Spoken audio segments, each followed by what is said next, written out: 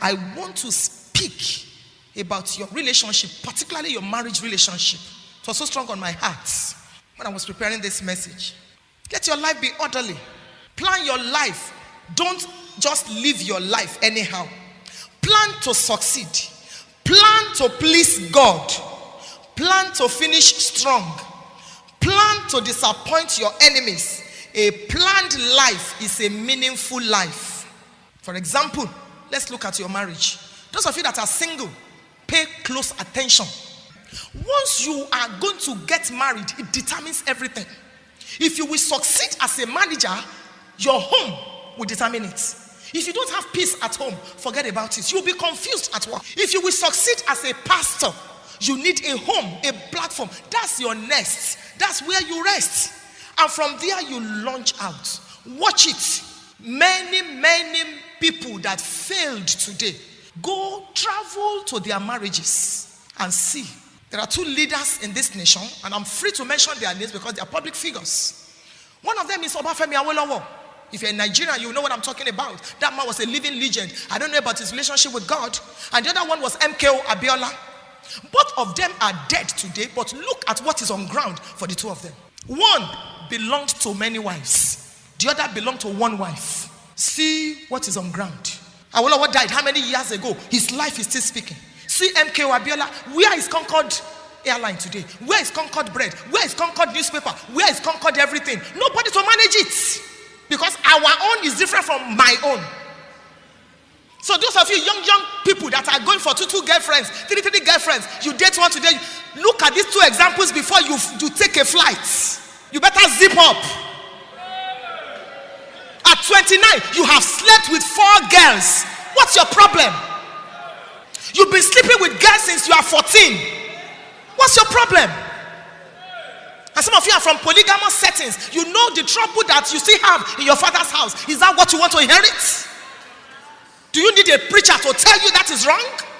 Tell me one single good thing about polygamy. Polygamy is a waster of destiny, waster. And it begins with dating 5 girls on campus. So it enters your blood. After marriage, you cannot keep yourself. You must go and look after. And I've noticed that adulterous men always marry fine girls. So you ask yourself, what is this man looking for? His wife is beautiful. He's demonic. You better be disciplined. So that what kills them in your father's house will not kill you. I'm speaking the truth. Look for somebody that will share a common faith with you. Don't marry somebody that does not share the same faith with you. Go to the people that share the same faith with me. Not idol worshippers. Let me tell you something that will shock you. In marriage, you cannot renovate to your taste. I will convert her. I will change my wife. You cannot renovate to your taste. Your wife can never be like you. You will always be different. I've been married for 28 years. Your husband cannot be exactly like you. You can't renovate to your taste. So you better close one eye in prayer. Open the one you will open, let it be wider, so that you look very well before you choose. Marriage is not a weekend affair. It's a lifetime event. It determines everything. It determines everything. In marriage, people continue who they are. They hardly change. There's no compromise about that. You see, that man, it's only 2 bottles of Gouda he drinks. He will change when we start singing in the choir. I will take him to church. You are joking. People hardly change in marriage. They remain who they are. It is the truth. So if you noticed it when you are dating the person or when you are in courtship, you better reconsider. And don't tell me he will change. He smokes only one packet. 1 stick of cigarette removes 11 minutes from your life. Scientific fact. 1 stick of cigarette subtracts 11 minutes from your life. So if you think you are enjoying, you are dying, you are not enjoying. So look for somebody that will share a common faith with you. For instance, how you spend your money. You are a born-again Christian and you believe in paying of tithes, and you marry somebody that doesn't believe in that, there will be a crisis. Because how you spend your money depends on your faith. The key decisions of life are based on faith. Don't dance around unbelievers. Don't abandon your faith for marriage. Marry somebody that loves God like you do. Seek God's counsel. Seek God's guidance. Marriage is a very long journey. Without God, the choice may look good today, but it will turn out to be bad tomorrow. Seek God's guidance. What do you sense in your spirit? Is there peace in your heart? If there is agitation, be careful, because you will live with that agitation for the rest of your life. And this is the foundation, or one of the foundations. Look for somebody who can share with you what they have. Don't marry a stingy person. Any stingy person is bad news. In courtship, you are the only person giving. The person is stingy. It's a signal that there is trouble ahead. Married people that have stingy people as their spouses can testify to what I'm talking about. When giving is one-sided, it can be frustrating. Marriage is sharing. It is not a one-way traffic. A stingy man is an irresponsible man.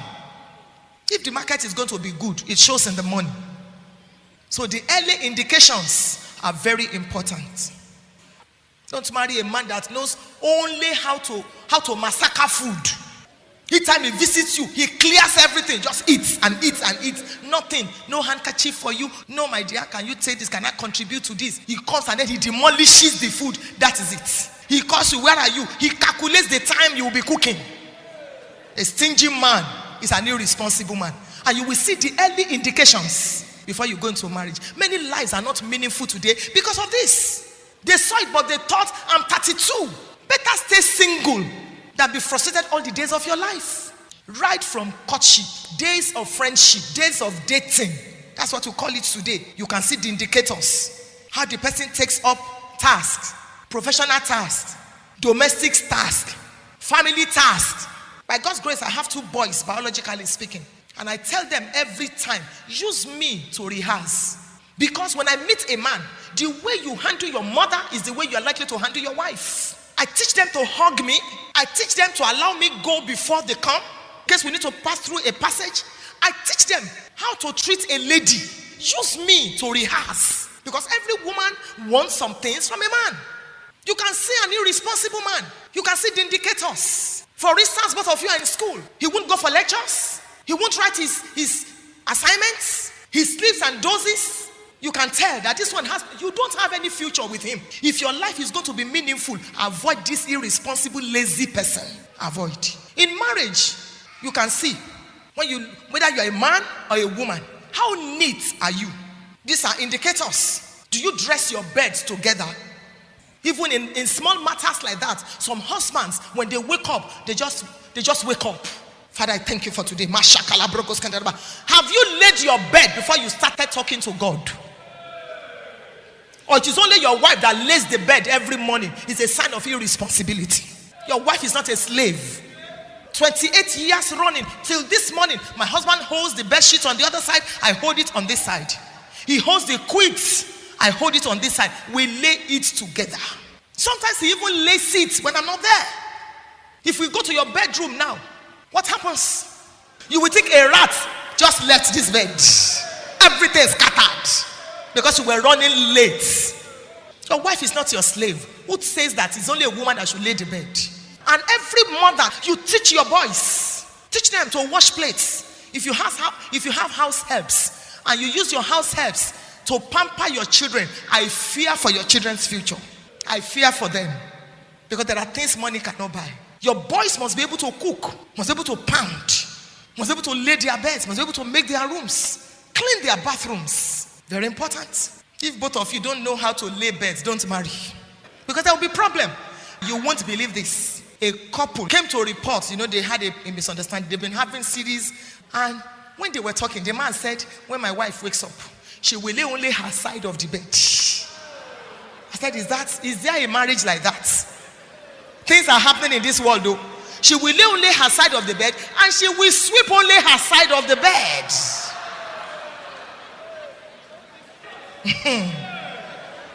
Somebody shout, I'm blessed. Don't marry a lazy woman. Rebecca carried her picture on her shoulders. A lazy lady is a burden. In pregnancy, you will see her. You will think I want to sneeze. Because of pregnancy. She can't carry legs, she can't carry eyes, she can't carry anything because of pregnancy. Don't marry a lazy person. A poor person is better than a lazy person.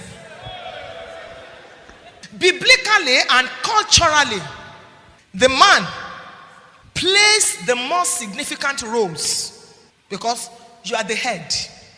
Men make decisions at very short notice. Your wife depends on you. You make decisions financially, so you cannot afford to shirk your responsibilities. The upkeep of your wife and children. You know that the children bear your name. So if they are yours, you must pay their school fees. As a man, at least these two major things, school fees and house rent. Because if you are the head of the home and you are not paying house rent, which house are you heading? It is a manly responsibility. Even if your wife can pay it, you cannot be the head of a house you are not paying rent for. What kind of head are you?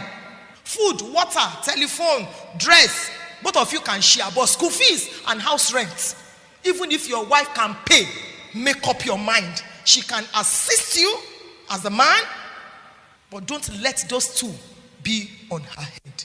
If you want to maintain your honor as the head, your wife may decide to supplement, but you must carry the responsibilities on your shoulders. The upkeep of the house is the woman's responsibility. The sign of a clean house is the toilet, not the living room.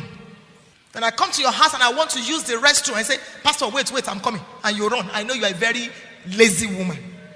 If you must go and see your toilet before a guest uses it, then something is wrong with you as a woman. Your toilet should be so clean that people will feel like lying down and eating in your toilet. It is your responsibility. It's not your husband's responsibility as a woman. Your kitchen, a dirty house is a shame to the woman of the house. Marry the person you are physically attracted to. You may not have too many dresses, but there's a way you dress that makes you look attractive. As a woman and as a man. When some men sit beside you in church and they make the mistake of removing their shoes, you will feel like vomiting. When you visit some ladies at home, white undies have become maroon. Makeup is there, but underneath, stench. A woman must always make sure that her underneath is clean in case something happens and you faint. And they have to carry you in church. With all these mascaras, with all this makeup.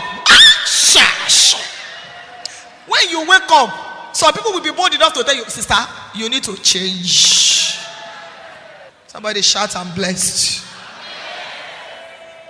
Know the family you are marrying into. Some families, they are very pompous. Don't marry them. Don't marry from there. In some families, everybody is poor because of laziness. You say, you don't know them in that family. They don't work. They only drink wine every morning. It's ogogoro. In some families, there is somebody that controls them. It may be the matriarch of the home, the mother. So find out the family before you go into it. Don't just say, yes, it is well. So that you can know how to pray. Maybe husbands die before they are 40 in that family. Maybe it is mommy that controls the homes. Mommy will send for son-in-law. Come here. It's my 70th. But if you don't come, there are some mothers like that are so strong-willed, and even their sons shake like Lily, even in spite of the fact that they are married. So that you will know how to take your stand, and then you will know how to pray. Know the family.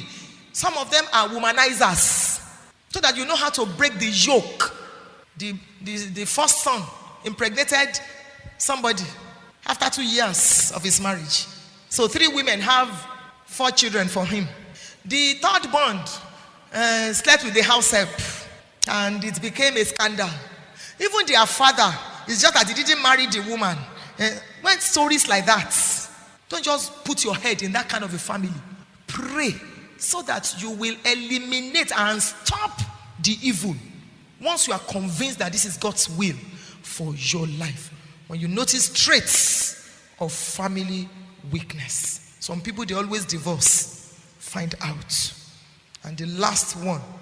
Is there room in your house for me? Because the Bible says in Genesis chapter 24 that Rebecca said, come in. There is provender for you and the camels. Will the family accept you? Will there be parental consent? Please don't elope with anybody. You will need your parents after marriage.